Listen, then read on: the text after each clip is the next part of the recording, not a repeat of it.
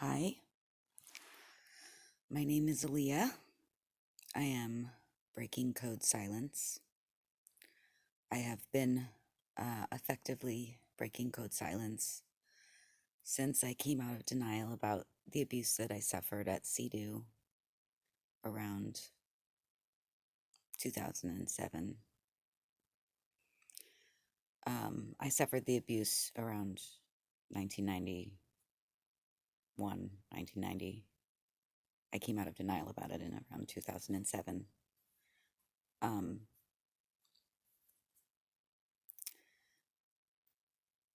They put us through raps 3 times a week for 5 hours. They were screaming sessions, attack therapy, where we were trained to attack each other and attack each other's most vulnerable points to make sure that we got each other riled up and crying, and really crying, not pretending to cry, but really crying and screaming about how we wanted to die. That's where everyone went after a long maze through their own personal psyche and their own personal pain. We all ended up with screaming about wanting to die. Which is why I describe it as a suicide cult. They also kept us awake 3 times a month. Once every 3 months.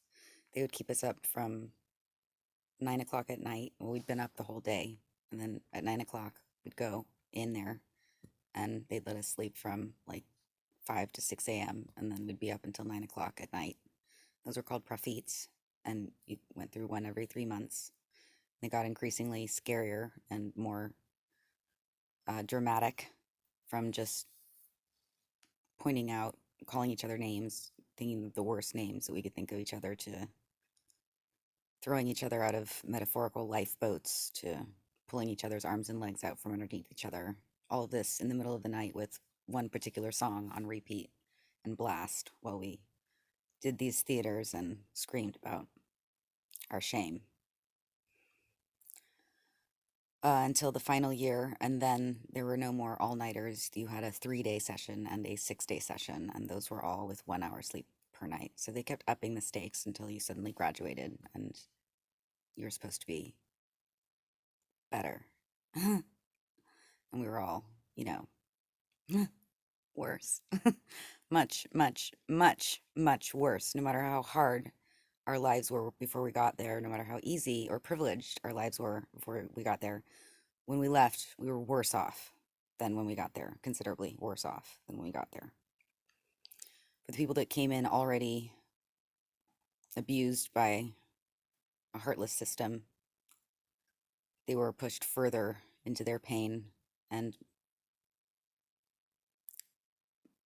privileged and unprivileged alike have continued to identify with that process of being pushed into their pain as a healing process rather than an abuse process, which those of us who have believed the medical community about mental health have learned is not a healthy process and does not lead to